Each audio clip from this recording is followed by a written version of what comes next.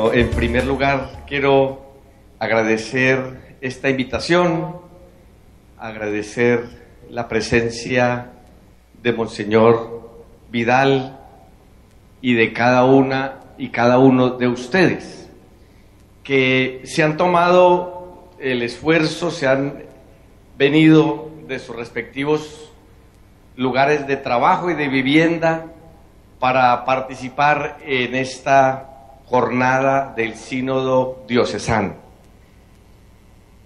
La tarea que me pidieron a mí que asumiera fue hablar de el modelo de iglesia que hoy está, proponiéndose desde la perspectiva más universal de la iglesia. Desde hace 2 años, con la presencia del Papa Francisco, pero también con una historia que es una historia muy larga y que no podemos desconocer, no podemos dejar de lado. Por eso yo tengo como cuatro puntos que voy a tratar. Yo creo que más o menos cada punto durará unos 15 minutos o un poco menos, pero voy a hacer una pequeñísima introducción, luego voy a decir un poco de dónde venimos, dónde estamos y para dónde vamos. Al final, tal vez es un punto que no está puesto allí, pero están unas conclusiones que seguramente me llevarán un poco de tiempo. De manera que vamos a ir llevando el tema a través de estos 3 elementos fundamentales: de la historia, de la actualidad y de lo que queremos construir en el futuro. Y como introducción, me parecía importante proponer este texto del libro del Éxodo, porque Dios le dice a Moisés, cuando se acerca a la zarza ardiendo: no te acerques aquí, quita las sandalias de tus pies, porque el lugar en que estás es tierra sagrada.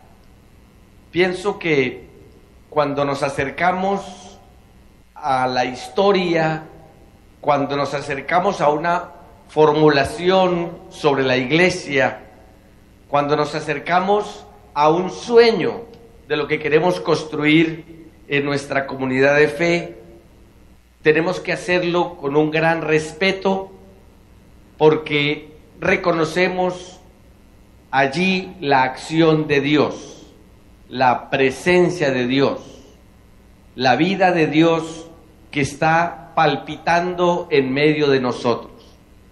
Y por eso es importante entrar a los temas con un corazón abierto, con los pies descalzos, abiertos y dispuestos a acoger la novedad de Dios. No llegar con prejuicios, no llegar con posiciones cerradas, sino acercarnos a la presencia del Señor que trabaja en la historia con un corazón dispuesto a escuchar. Y en este sentido me refiero también a lo que significa tener fe, citando el texto de la carta a los Hebreos en el capítulo 11, donde dice que tener fe es tener la plena seguridad de recibir lo que se espera, es estar convencido de la realidad de cosas que no vemos. Y yo creo que en lo que tiene que ver con la iglesia, en lo que tiene que ver con el proyecto de comunión y participación, tenemos que caminar en la fe, porque muchas veces no vamos a ver lo que creemos, pero sí necesitaremos tener la seguridad de que vamos a recibir lo que esperamos y a tener confianza en que Dios es el autor, el artífice de esta historia nuestra, en la que va apareciendo de manera lenta y procesual el rostro del reino de Dios. Todavía, como introducción, me parece que es como una clave de interpretación esta frase del Papa Francisco cuando dice que hay cristianos cuya opción parece ser la de una cuaresma sin Pascua. ¿Cuántas veces nos hemos quejado de la presencia multitudinaria en los días del Vía Crucis, el Viernes Santo, en las celebraciones de la muerte del Señor, pero a veces la ausencia de una presencia masiva en la Pascua de la Resurrección? Y creo yo que en la Iglesia también nosotros podemos tener esta opción, o podemos poner la fuerza de nuestro esfuerzo y de nuestro compromiso en la presencia resucitada del Señor. Bueno, hasta aquí esta breve introducción que lo que pretende es abrir un poco el horizonte de nuestra reflexión e invitar a entrar en este proceso de reflexión sobre el modelo de iglesia. Y yo quería decir de dónde venimos y mirar un poco más atrás que lo que aquí en la diócesis de Cúcuta ustedes podrían, digamos, definir de dónde venimos. ¿Cuándo comenzó el proceso de este sínodo diocesano? Ayer yo le escuchaba y oía fechas y oía decir, ¿de dónde venimos? Venimos del año 1900, voy a decir una fecha que no es exacta, pero 85, más o menos. Dice, no, más o menos, sí, eso es antier. Nuestra historia comienza mucho antes de que Cúcuta existiera, antes de que evidentemente nosotros hubiéramos nacido, antes de que el mundo fuera lo que hoy tenemos. La historia, como lo cantan también ahora que la doctora Socorro hacía referencia al coro, el padre Abraham tiene muchos hijos. Y eso es una canción que se pega y que se canta con mucho entusiasmo en nuestras iglesias. Y esa paternidad del padre de la fe, de donde viene nuestra historia, donde nació este camino de Dios junto a su pueblo, viene de muy atrás. Estamos hablando más o menos del año 1800 antes de Cristo. Y allí Dios hizo una promesa. Le dijo a Abraham que iba a construir de su descendencia un gran pueblo. Y le prometió que haría muy numeroso su descendencia. Y tengan en cuenta que cuando Abraham escuchó esta invitación del Señor, tenía 75 años, la edad a la que los obispos se retiran de su ministerio, y Abraham estaba empezando.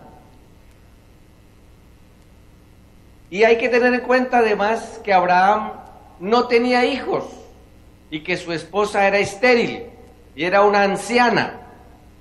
Incluso cuando le prometieron que iba a tener un hijo, Sara se rió, se burló de Dios, le pareció hasta chistoso.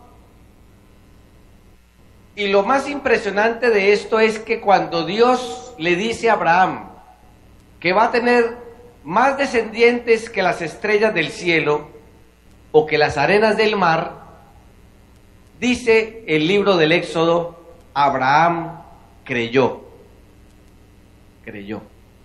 Eso lo repite después la carta a los Hebreos.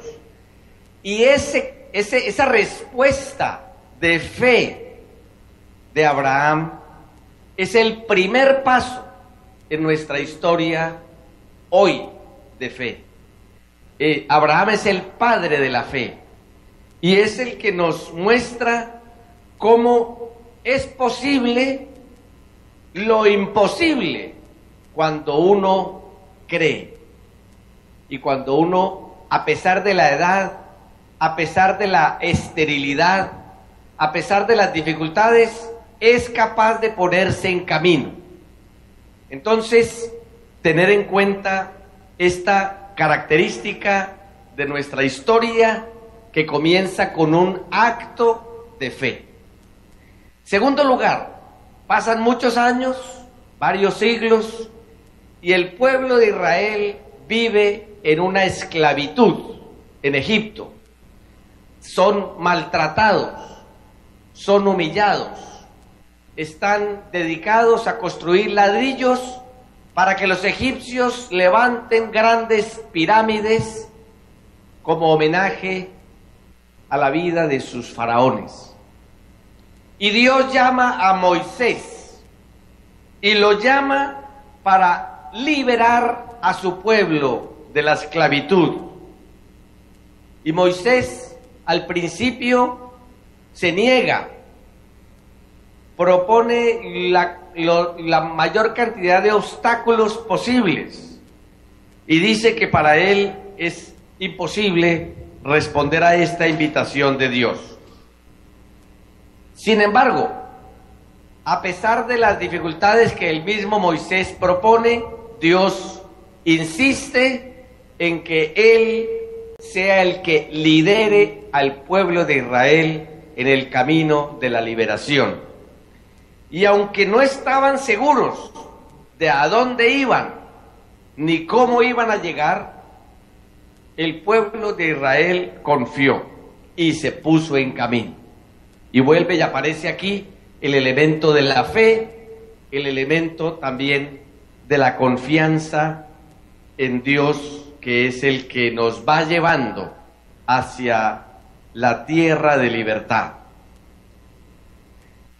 Después el pueblo comienza un proceso que lo lleva al desierto, a un lugar inhóspito, agreste, en el que tiene que aprender a vivir en comunidad.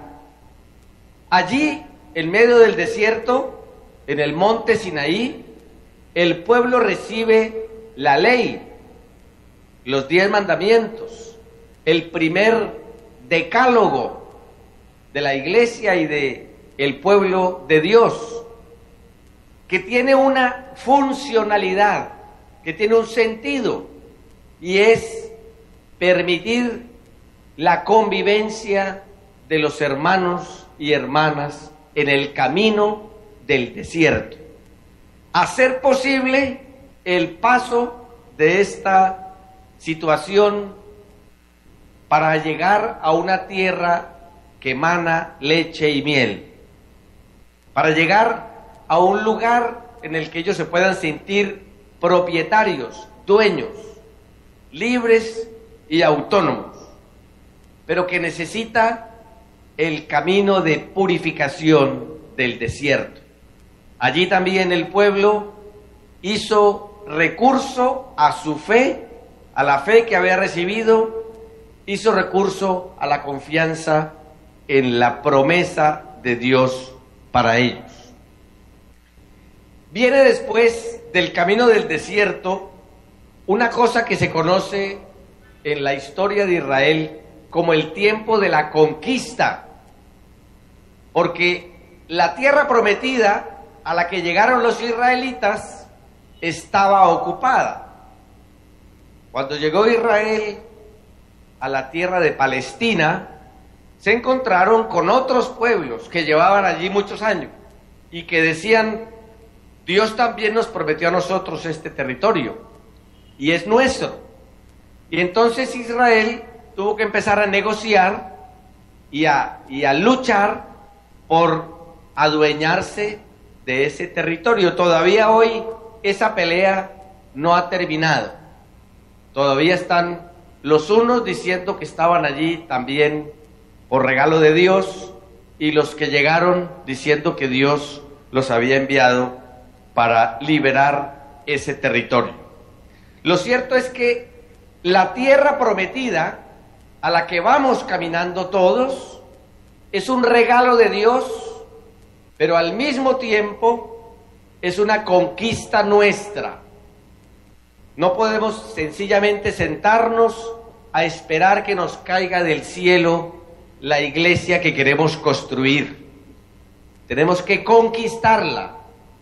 Tenemos que creer que es posible transformar las relaciones y las formas de ser de nuestra iglesia actual según lo que Dios nos va señalando. ¿Qué pasó después? Vino luego, después de 300 años de conquista de un territorio, una época que se conoce como la monarquía, incluso las monarquías, porque después del tercer rey de Israel, el reino se dividió en dos: el reino del norte y el reino del sur, que continuó con la sucesión de David. El pueblo de Israel empieza a vivir dos dinámicas: la dinámica de los reyes y la dinámica de los profetas. Los reyes, que tenían la obligación, la vocación de gobernar y de dirigir al pueblo, y la dinámica de los profetas, que tenían la vocación y la obligación de denunciar cuando los reyes se apartaban del camino de Dios. Y yo creo que todavía hoy siguen existiendo esas vocaciones en medio de nuestro pueblo, en medio de nuestra iglesia, y que tenemos que mirar si nosotros estamos llamados a gobernar o ayudar a gobernar a los que lo hacen a través de la profecía. Y esa historia no es solamente lo que pasó ayer, sino también lo que sigue pasando hoy. Viene luego un tiempo que se conoce como el destierro o el exilio. Y es que Israel, a través de sus dos monarquías, se fue apartando cada vez más del proyecto de Dios, y de acuerdo con lo que los profetas habían señalado, otros pueblos vinieron y los arrasaron, los destruyeron.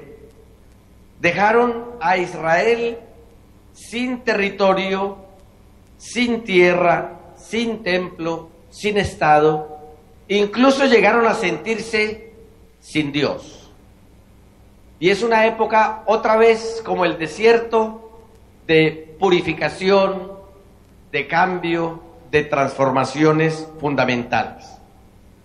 Después de ese destierro, viene en la historia de Israel un tiempo que podemos llamar el camino sapiencial. Toda la literatura sapiencial fue surgiendo en este tiempo, cuando el pueblo fue recogiendo a través de poemas, de historias, de versos, los aprendizajes vitales que habían hecho a lo largo de su propio camino. Y luego yo propongo un momento muy importante en la historia del pueblo de Israel, que rompe en dos la historia de la humanidad, y es lo que conocemos como la anunciación o el misterio de la encarnación. Desgraciadamente la luz no deja ver mucho las imágenes, de pronto las letras no sé si se alcanzan a ver, pero bueno, lo importante me parece es el proceso que vamos llevando. Dios decide encarnarse en el vientre humilde y sencillo de una joven virgen llamada María. El anuncio del ángel es la irrupción de la vida divina en medio de nuestra historia humana. Dios se hace pueblo, carne, historia, hombre. Y empieza a participar desde adentro de ese camino que venimos recorriendo. Y el nacimiento de Jesús es un acontecimiento que transforma la historia. El nacimiento de Jesús desconcierta la sabiduría del centro desde la locura de la periferia.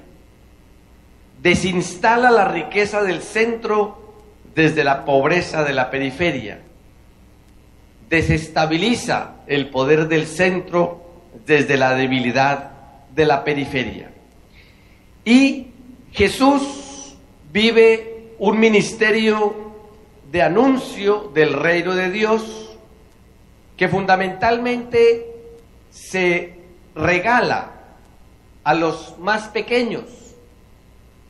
Jesús dice: te alabo, Padre, Señor del cielo y de la tierra, porque has ocultado estas cosas a los sabios, a los entendidos, y las has querido revelar a los pequeños.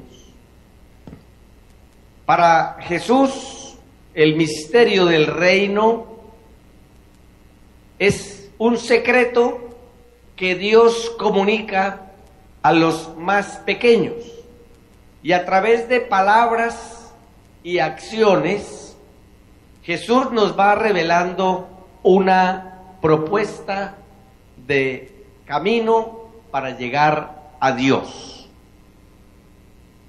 Ese camino que comenzó Abraham, esa promesa que Dios le hizo, se va transformando, y a través de la presencia de Jesús se va convirtiendo en una tarea para nosotros. Una de las parábolas tal vez más reconocidas es la del buen samaritano. ¿Quién de estos tres te parece que fue prójimo del que cayó en manos de los salteadores?, pregunta Jesús. Y resulta que es un hombre que no está en el círculo de los creyentes israelitas. Es un hombre que consideran ellos apátrida, despreciable, pecador. Es un samaritano. Y Jesús le dice a los jefes de Israel, a los maestros, a los letrados, a los legistas: vayan y hagan ustedes lo mismo, porque lo que vale no es el título que le pongamos a las personas, sino la caridad con la que las personas son capaces de acoger a su prójimo. No voy a detenerme en toda la historia de la vida de Jesús, solamente señalar el hecho de que en la Eucaristía, en la última cena, Jesús nos dejó la tarea de entregar nuestro cuerpo y nuestra sangre para la construcción de la comunión. Hagan esto en memoria mía. No solamente compartan el pan y el vino, sobre todo entreguen su cuerpo y entreguen su sangre por el amor al otro, hasta que puedan entregar incluso la vida en la cruz. Jesús, dando un fuerte grito, dijo: Padre, en tus manos encomiendo mi espíritu. Ese Jesús que vivió anunciando el reino de Dios, comenzando por los más pequeños, que entregó toda su vida y que a través de la palabra y de la acción fue coherente con la voluntad del Padre y con el proyecto de Dios, murió en la cruz, pero Dios lo resucitó, y esta es como la verdad más importante de nuestro camino de fe, que creemos que Jesucristo sigue vivo y sigue trabajando a través de la acción del Espíritu del resucitado, el Espíritu del Padre en medio de su pueblo. Y hasta aquí, digamos, esta historia de dónde venimos. Como que me parece a mí que a la hora de pensar en lo que soñamos sobre la iglesia, es muy importante no olvidarnos, hijos, de quién somos, cuál es nuestra historia, cuál es el camino que Dios ha ido recorriendo con su pueblo. La diócesis de Cúcuta es heredera de esta historia de salvación. Y no se nos puede olvidar eso. No se nos puede olvidar que somos hijos de Abraham y de la libertad que buscó Moisés y del camino que recorrió el pueblo a través de tantas subidas y bajadas hasta llegar a la resurrección del Señor. Paso al segundo punto, donde estamos. No es fácil hacer un corte en esta historia y determinar a partir de cuándo comenzamos a leer nuestro camino de hoy. Pero me parece que el Concilio Vaticano II es el acontecimiento más importante de la historia de la Iglesia reciente. Ciertamente en el siglo XX fue el momento fundamental. Este año cumplimos 50 años de la clausura del Concilio Ecuménico Vaticano II. Y todavía me parece que la Iglesia tiene que seguir realizando, ejecutando lo que el concilio propuso y señaló como los derroteros que debía seguir la Iglesia en este mundo contemporáneo. El concilio ayudó a que la Iglesia pasara de un modelo de cristiandad típico del segundo milenio, en el que la Iglesia tenía un papel junto a los grandes poderes de este mundo, centrada la Iglesia en el poder y en la jerarquía. El concilio ayudó a que la Iglesia recuperara una eclesiología, una comprensión de la Iglesia de comunión, que se mantuvo siempre en la Iglesia oriental, más típica del primer milenio y que se abre a los nuevos tiempos, a los nuevos signos de los tiempos. Ese es un paso muy importante que se propició gracias al concilio. También el concilio nos ayudó a pasar de una comprensión de la Iglesia, de una eclesiología centrada en sí misma, a una eclesiología orientada al reino. La Iglesia no se anuncia a sí misma, como Jesús no se anuncia a sí mismo. Jesús anuncia el reino y la Iglesia anuncia el reino, que está más allá de los muros del propio concepto eclesial. Pasamos con el concilio de una iglesia, sociedad perfecta, a una iglesia misterio, más fundamentada en el misterio de la Trinidad. Para el concilio, el fundamento de la iglesia está precisamente en la vida trinitaria, en el amor de Dios a su Hijo y en el regalo del Espíritu, y en la manera como estas tres personas divinas se comunican entre sí. Somos reflejo del amor del Padre y el Hijo y el Espíritu Santo. Y en ese sentido cambiamos el modelo de iglesia. De una iglesia centralista pasamos a una iglesia corresponsable y sinodal, que respeta las dinámicas de las iglesias locales.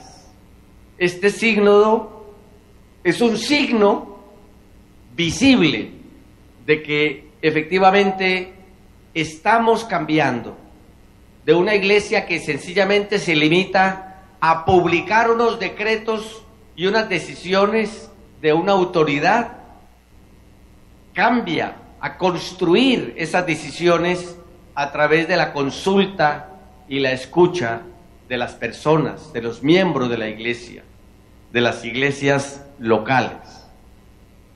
Pasamos de una iglesia identificada con la jerarquía. La iglesia era solo el señor obispo, las hermanitas, el párroco, el religioso.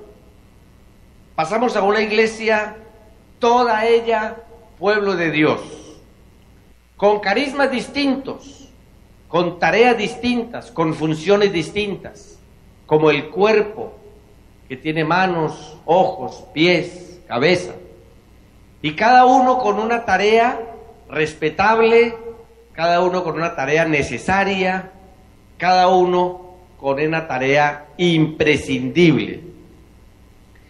Pasamos de una iglesia triunfalista,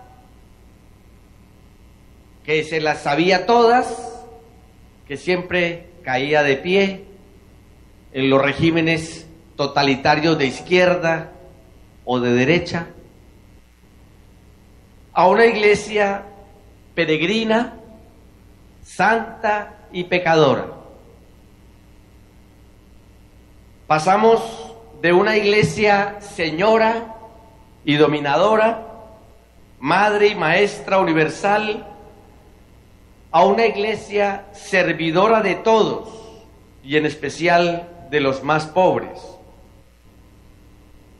Pasamos de una iglesia comprometida con el poder a una iglesia solidaria con los más pobres y marginados. Pasamos de una iglesia arca de la salvación. Fuera de la iglesia no había salvación, a una iglesia sacramento de salvación, en diálogo con otras iglesias, con otras religiones, reconociendo la libertad religiosa del ser humano. Pasamos de una iglesia señora y dominadora a una iglesia servidora de los más pobres y pequeños. Sin embargo, estos cambios que he señalado no fueron ni tan constantes ni tan permanentes como se hubiera querido. Hubo factores externos e internos que detuvieron poco a poco este proceso.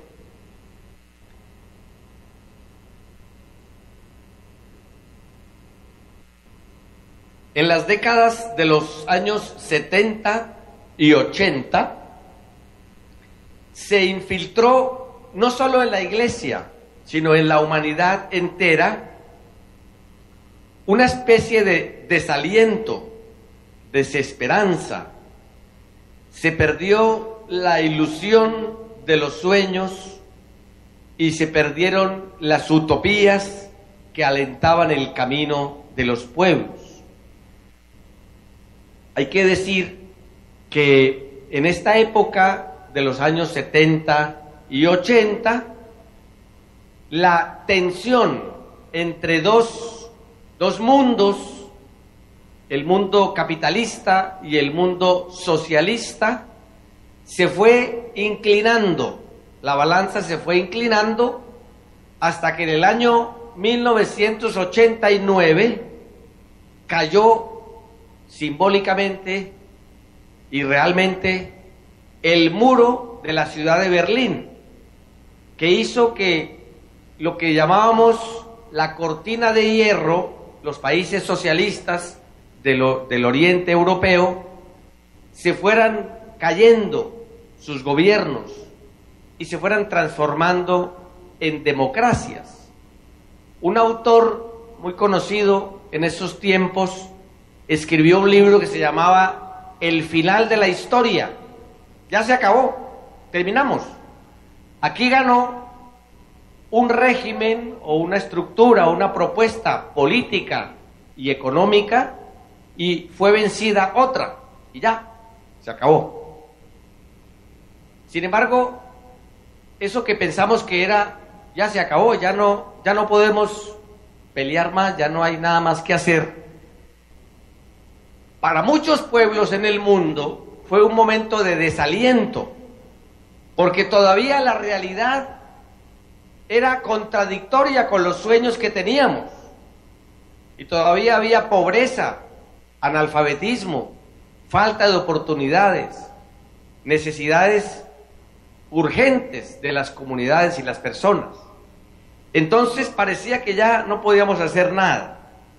Incluso la iglesia se dejó contaminar de esos temores y parece que apagó sus iniciativas y sus deseos como de seguir caminando en una permanente transformación. Incluso llegó a hablarse de una cosa que se llamó el invierno eclesial. Algunos autores escribieron sobre una época de la iglesia en la que la fe dejó de transmitirse de padres a hijos. En la última feria del libro en Bogotá, uno de los libros que se lanzaron, que se ofrecieron nuevos, se llama Reevangelización, y es la propuesta de un teólogo que invita a pensar cómo hacer para trabajar en la evangelización de cristianos bautizados sin fe. Parece una contradicción, pero existen personas que han sido bautizadas pero que no tienen fe. Y hay que reevangelizar esas comunidades. Muchos se fueron haciendo indiferentes, agnósticos, ateos. Nacieron cristianos y eran cristianos con Dios, pero sin iglesia. Decían, Dios sí, iglesia no. Otros signos del invierno eclesial: disminuyen las vocaciones sacerdotales, religiosas. La evangelización es tibia, con poco ardor, se hace ritualista. Nacen muchas iglesias por fuera de la comunión. Lo social pareció separado de la fe. Y en ese contexto de crisis a nivel mundial, en la sociedad civil, pero también en la iglesia, se fueron desarrollando en América Latina las conferencias generales del episcopado.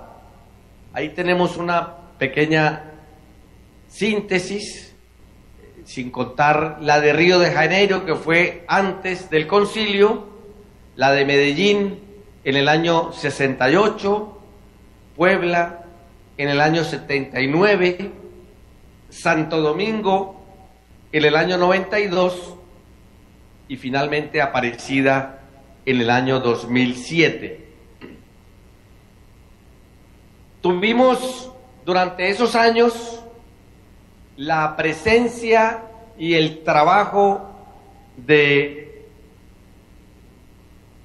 6 papas: Juan XXIII, Pablo VI, inteligencia y prudencia. Juan 23, profetismo y bondad. Juan Pablo I, fugaz presencia evangélica. Juan Pablo II, visión internacional y carisma. Benedicto XVI, teólogo valiente y osado. Y estos 2 últimos años, el Papa Francisco, que nos ha traído de nuevo la alegría del Evangelio. Quiero señalar sobre todo del Papa Benedicto sus 3 encíclicas: Dios es amor, en el año 2005, Spe Salvi, del año 2007, y Caritas in Veritate, del año 2009. Luego la convocatoria al año de la fe, con la carta Porta Fidei, y especialmente nos dejó como herencia los 3 tomos de lo que él escribió sobre Jesús de Nazaret. Sin embargo, el legado más importante del Papa alemán fue haber sabido renunciar, acto con el cual dejó en claro que ser Papa no tiene otro sentido que servir al pueblo de Dios. Ese año, al final del año, el personaje del año fue el Papa Francisco. Sin embargo, yo creo que el personaje del año debía ser Benedicto XVI, porque saber renunciar en un momento determinado tiene una gran importancia para señalar lo fundamental en la Iglesia. Y creo yo que el Papa Benedicto nos dejó esa gran herencia de poner el centro de su ministerio en la comunicación del Evangelio, de la persona de Jesús, en tomar decisiones muy difíciles y muy osadas en el proceso de renovación de la propia Iglesia. Y le abrió paso al Papa Francisco. Yo pongo allí solamente los 2 textos más conocidos hasta ahora: Lumen Fidei, que él reconoce que es una encíclica preparada casi en su totalidad por el Papa Benedicto, y la exhortación apostólica Evangelii Gaudium del año pasado. Pero además, el Papa Francisco, desde su posesión, empezó a dar una serie de señales que todo el mundo fue reconociendo. Primero que todo, salió al balcón de la Basílica de San Pedro sin la capa de armiño y el lujo que normalmente caracterizaba a los papas en esa primera alocución. Un papa que dijo que venía del fin del mundo, un papa que venía de un país fuera de Europa, de América Latina, de una congregación religiosa de la que nunca había salido un papa, ni pensamos que alguna vez pudiera haber salido. Un papa que pidió la oración del pueblo antes de bendecirlo. Un papa que se puso el nombre de un santo muy querido por todo el mundo, que todavía no había usado ningún papa. Y empezó a dar unas señales que se podían, cuando se devolvieron desde el lugar donde estaban en la reunión a la casa de Santa Marta, el bus estaba arreglado para los cardenales y el automóvil del Papa para el Papa. Y el Papa se fue en el bus con los cardenales y luego se fue a pagar la cuenta del hotel donde había estado antes, etcétera. Creo que todos conocemos ese primer momento y la manera como nos fue sorprendiendo con signos y palabras novedosas.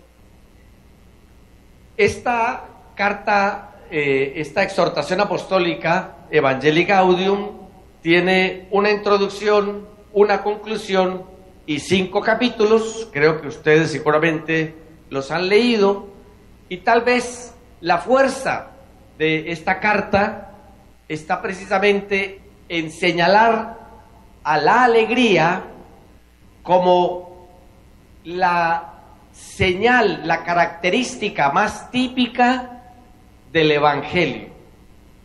De hecho, es lo primero que sienten las mujeres que van a visitar el sepulcro vacío. Según San Mateo, ellas se fueron con mucho miedo y mucha alegría a anunciar a los apóstoles lo que habían visto. Y esa alegría, el Papa la caracteriza como algo nuevo, creativo, espiritual, profundo, íntimo, inmenso, irrefrenable, eterno, pleno, envolvente, penetrante, presencia de Dios. Características de la Iglesia que aparece en este documento. En primer lugar, y ya se ha mencionado aquí, el Papa quiere una Iglesia en salida, donde todos estemos dispuestos a dejar nuestras instalaciones, nuestras comodidades, para salir y atrevernos a evangelizar. Entonces, hay que revisar realmente si somos nuestras parroquias, nuestros grupos, nuestras comunidades, nuestra diócesis, una iglesia en salida. El Papa quiere una iglesia itinerante, que vaya por los caminos a anunciar el Evangelio a todos, en todos los lugares, en todas las ocasiones, sin demoras, sin asco y sin miedo.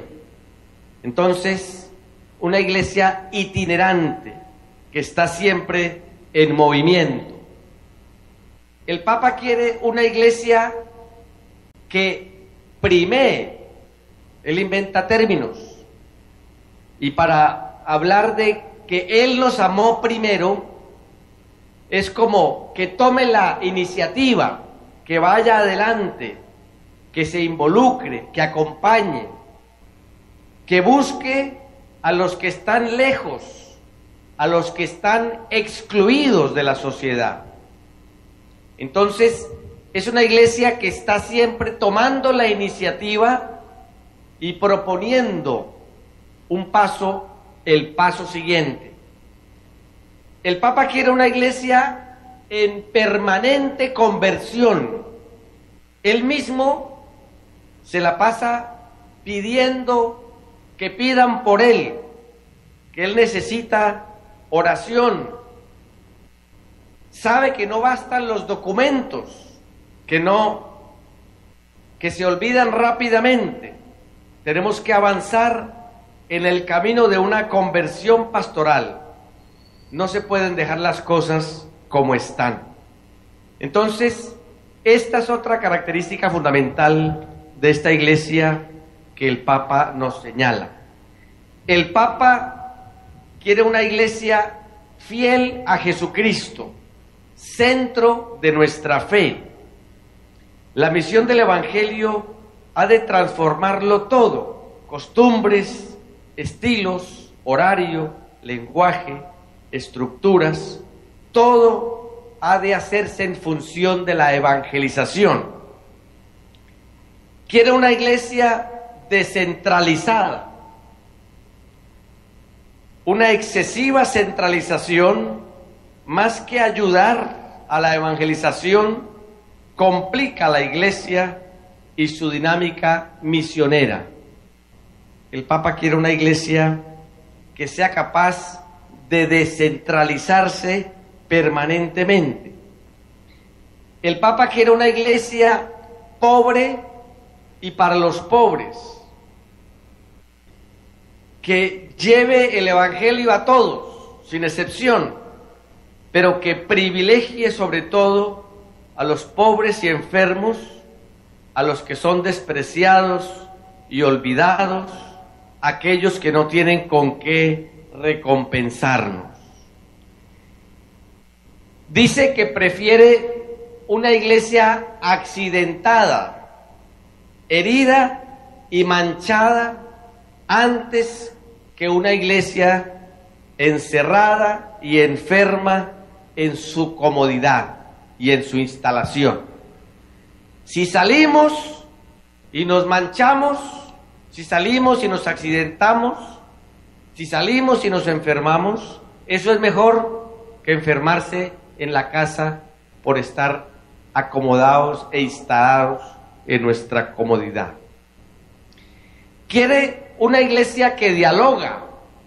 Tal vez esta es de las mayores novedades en la manera de proceder del Papa, que dialoga, que escucha, que quiere ir construyendo con otros la propuesta pastoral. El diálogo es una estrategia pastoral. Quiere una iglesia que discierne. Me gustó mucho que ahora la doctora Socorro decía eso. Lo importante no son solo las decisiones finales, sino los valores que nos permiten discernir. Quiere una iglesia que discierne y reconoce la acción de Dios y el proyecto de Dios en medio de nuestras circunstancias. Quiere una iglesia que vaya a las fronteras, y aquí mejor que en cualquier parte se entiende este lenguaje. No podemos tener miedo de ir a las fronteras de la iglesia, de la cultura, de la sociedad. Tenemos que sentirnos enviados para dialogar, para construir puentes con otras culturas, con otros cristianos, con otras religiones, con los que son excluidos de nuestra sociedad. Quiere una iglesia que acoge a los más heridos, a los que necesitan de nuestro consuelo. Quiere una iglesia que crece en colegialidad. Tenemos que caminar juntos, el Papa, la gente, los obispos, los sacerdotes, la comunidad entera. Esa es otra característica. En su mensaje final, los obispos en la conferencia de Aparecida decían que en Medellín y en Puebla terminaron diciendo creemos. En Aparecida, como lo hicieron en Santo Domingo, terminan diciendo creemos y esperamos. Y ellos, los señores obispos en Aparecida, decían, esperamos ser una iglesia viva, fiel y creíble, que se alimenta en la palabra de Dios y en la Eucaristía. Esperamos vivir nuestro ser cristiano con alegría y convicción, como discípulos misioneros de Jesucristo. Esperamos formar comunidades vivas que alimenten la fe e impulsen la acción misionera. Esperamos valorar las diversas organizaciones eclesiales en espíritu de comunión. Esperamos promover un laicado maduro, corresponsable con la misión de anunciar y hacer visible el reino. Esperamos impulsar la participación activa de la mujer en la sociedad y en la iglesia. Esperamos mantener con renovado esfuerzo nuestra opción preferencial y evangélica por los pobres. Esperamos acompañar a los jóvenes en su formación y búsqueda de identidad, vocación, misión, renovando nuestra opción por ellos. Esperamos trabajar con todas las personas de buena voluntad en la construcción del reino y de la paz. Esperamos fortalecer con audacia la pastoral de la familia y de la vida. Esperamos valorar y respetar nuestros pueblos indígenas y afrodescendientes.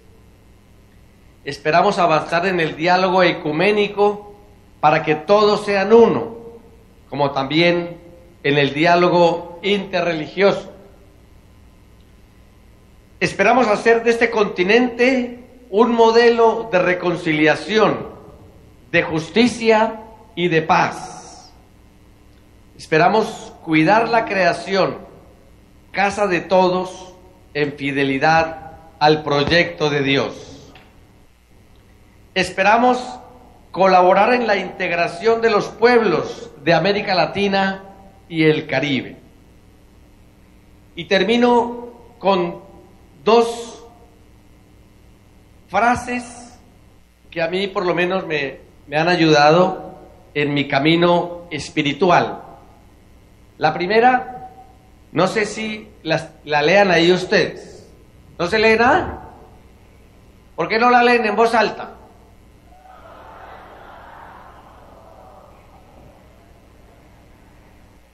Bueno, esto me lo dijo una ancianita de un barrio popular de Medellín, cuando yo era novicio jesuita.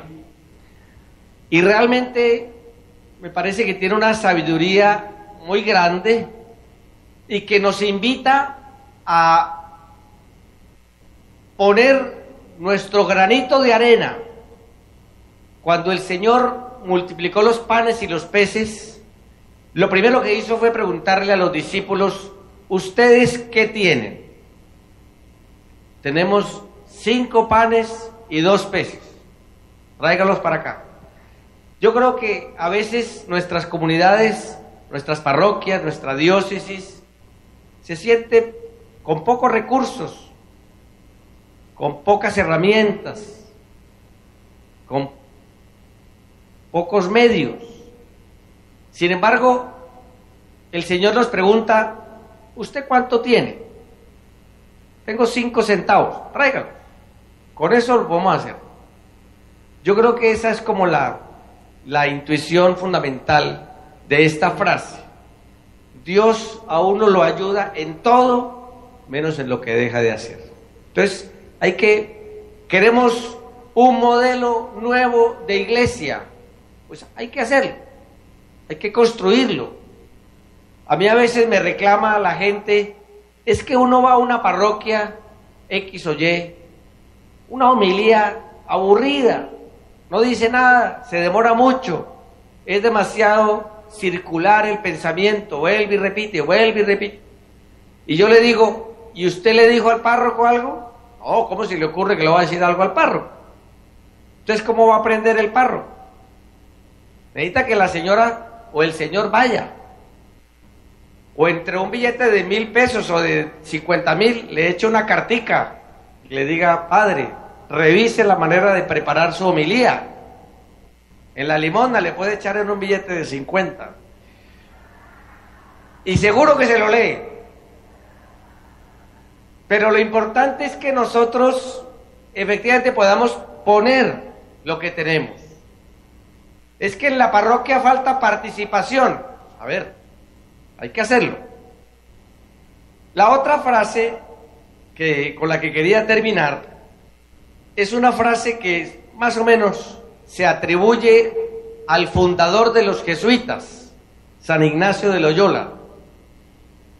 Y él decía: hay que hacer las cosas como si todo dependiera de nosotros y nada de Dios.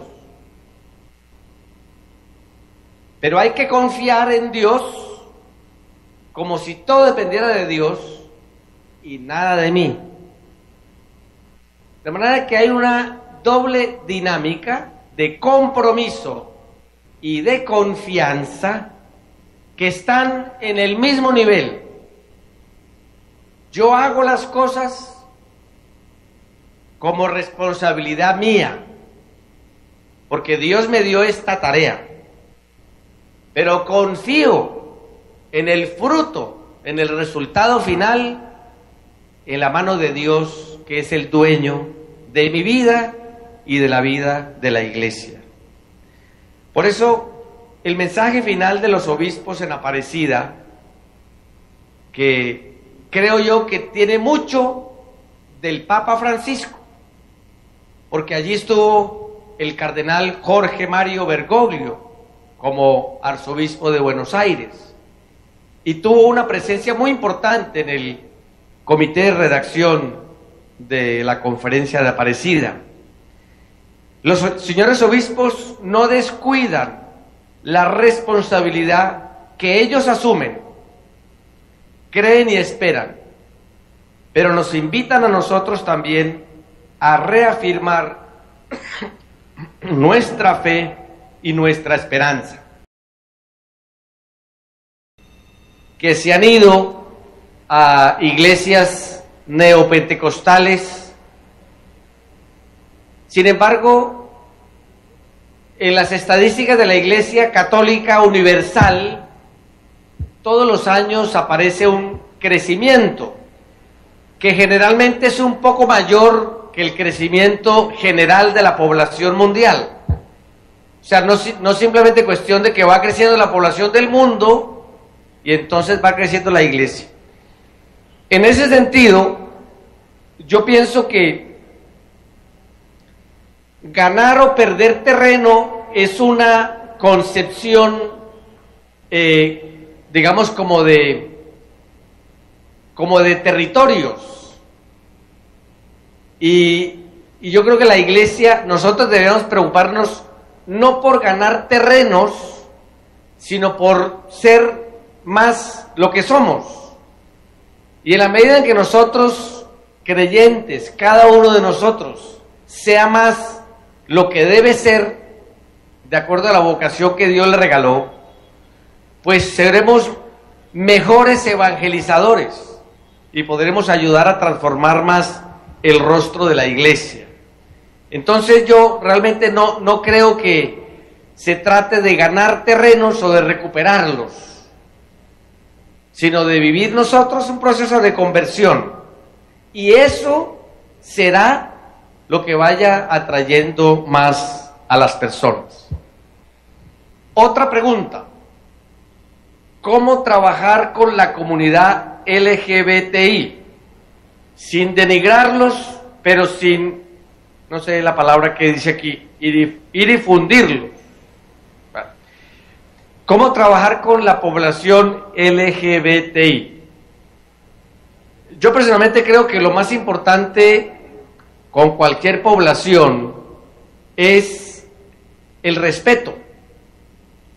Aquí dice sin denigrarlos, pero tampoco sin volverlos, digamos, promover las opciones y las alternativas dentro de las variedades de opciones de género. Yo creo que lo más importante que puede hacer la iglesia con estas personas, con esta población, en verdad, es el respeto. El respeto a unas opciones que a veces ni siquiera son opciones elegidas, sino situaciones en las que las personas se sienten involucradas. Y hay familias, muchas familias, en las que pues hay una persona que tiene una orientación sexual distinta a la heterosexual, que consideramos la más normal porque es la mayoritaria, y las familias a veces no saben cómo acompañar a esas personas. Y creo que la iglesia no solamente es qué debe hacer el obispo, qué debe hacer el sacerdote, sino la iglesia es qué debemos hacer también en la familia para acompañar a una persona que está descubriendo una realidad distinta en su propia preferencia o inclinación sexual.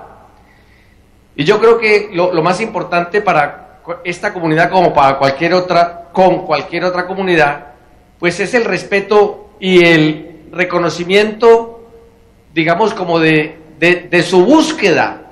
Están buscando algo que los satisfaga, que los llene, que les dé la felicidad, la realización, y seguramente muchas veces están confundidos, buscando donde no está la respuesta.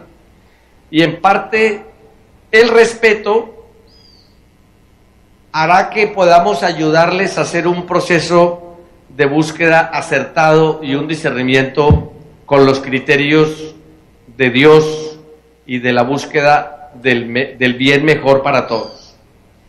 Padre, en concreto, ¿cómo actualizar el modelo ideal de nuestra diócesis? ¿Por dónde empezar? En concreto, me están diciendo que dije muchas cosas muy interesantes, pero en concreto, ¿por dónde empezar? Yo diría, en concreto, hay que empezar por crear unas relaciones nuevas entre nosotros. O sea, tenemos que ir cambiando la mentalidad, el prejuicio de lo que es la iglesia. En concreto, muchas veces solamente desde el lenguaje estamos reflejando que no nos consideramos todos parte de la iglesia, porque decimos, la iglesia debe cambiar esto, la iglesia debe cambiar lo otro, la iglesia debería, pero casi nunca pensamos yo qué es lo que debo hacer. En mi caso, en mi parroquia, en mi grupo apostólico, en mi comunidad de referencia, ¿yo qué puedo hacer? A mí me parece que esa es una pregunta muy importante. Dicen que cuando el presidente Kennedy se posesionó como presidente de los Estados Unidos, en su discurso de posesión le dijo a los norteamericanos: no piensen ustedes qué puede hacer el presidente por ustedes. Deberían pensar qué pueden hacer ustedes por su país. Y yo creo lo mismo. No deberíamos estar pensando qué podría hacer el obispo, o qué podría hacer el sacerdote, o qué podría hacer la religiosa por mí, para que yo me sienta iglesia. Deberíamos preguntarnos, ¿yo qué puedo hacer para sentirme y realizar efectivamente mi ser como iglesia, como miembro vivo de la iglesia? Cuarta pregunta, o quinta. Según el tema, para reafirmar nuestra fe y nuestra confianza, ¿qué podemos hacer en nuestra parroquia si algunos sacerdotes no están muy comprometidos?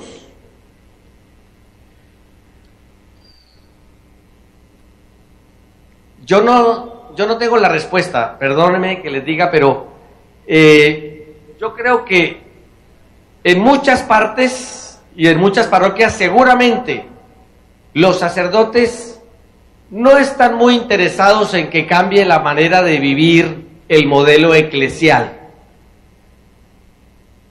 Uno de los elementos más complicados en la transformación de la forma de vivir las responsabilidades en la iglesia es el tema económico. ¿Quién maneja la economía de la parroquia? La economía de la parroquia la maneja el párroco solo. Y el consejo parroquial decide, opina o piensa sobre cosas muy superficiales y secundarias. El color de la hoja dominical o los cantos de la misa del domingo. Pero el consejo parroquial no tiene nada que decir y que opinar sobre el presupuesto de la parroquia y en qué se gasta o en dónde se invierten los ingresos y los gastos.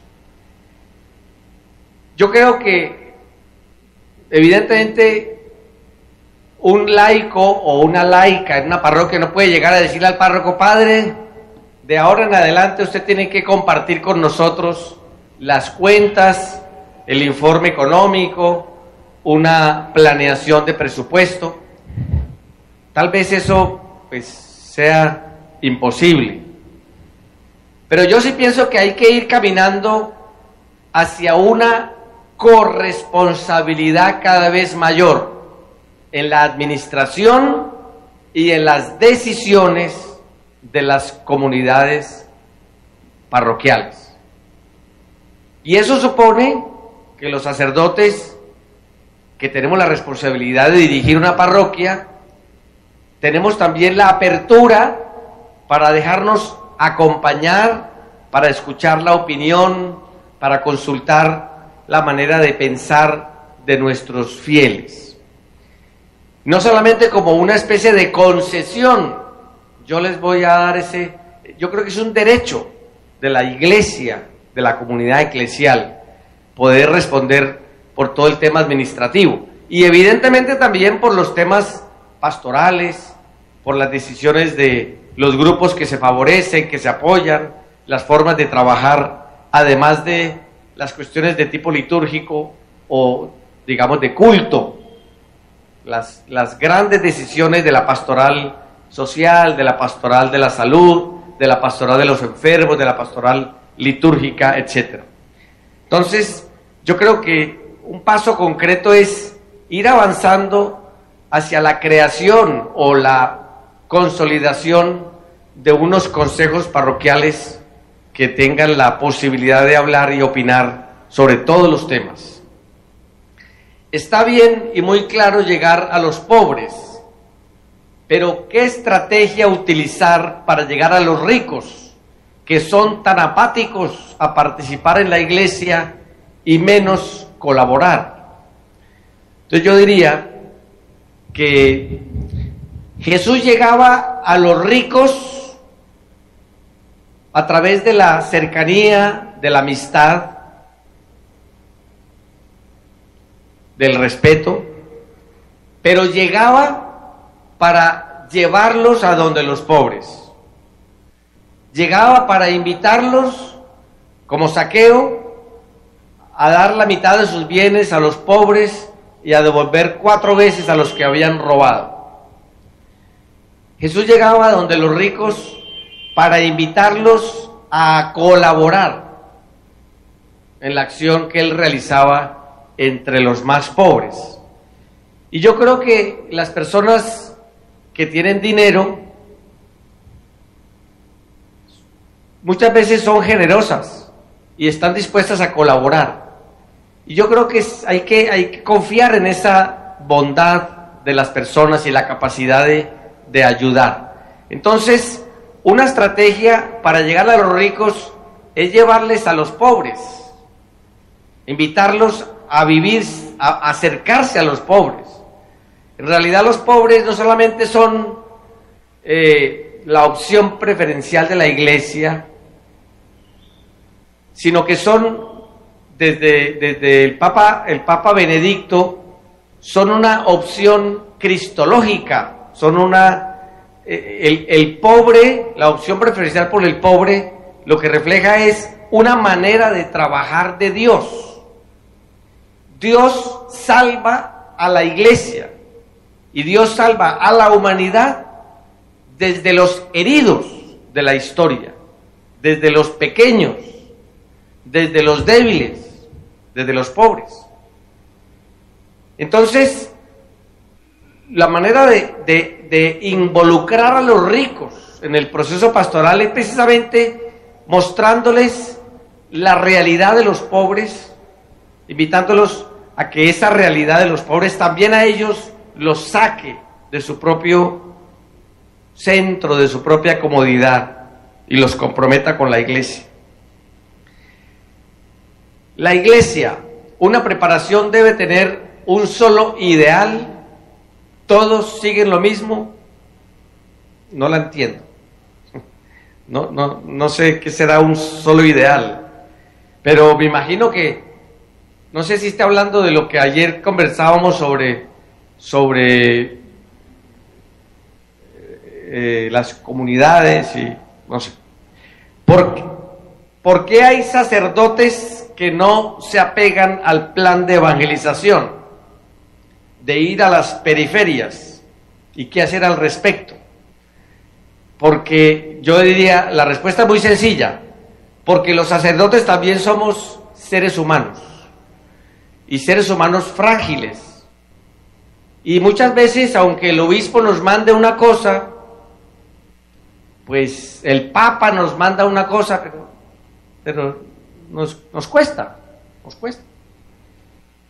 Y yo creo que también, como toda la iglesia, también los sacerdotes tenemos que vivir un proceso de conversión.